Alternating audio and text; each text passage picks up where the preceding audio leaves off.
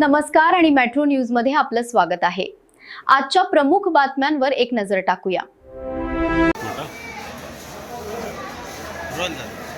सोलापूर जे गुंठेवारीचे प्लॉट आहेत, गुंठेवारी नियमित करण्याचा जो काही या ठिकाणी महानगरपालिकेच्या वतीने शिबिर राबवण्यात आलेलं आहे आणि त्या शिबिराला अतिशय चांगल्या पद्धतीने उत्स्फूर्त प्रतिसाद लोकांचा या ठिकाणी मिळत आहे। सकाळपासून जवळपास आतापर्यंत 1000 लोकांनी या ठिकाणी नावं त्यांची नोंद केलेली आहे।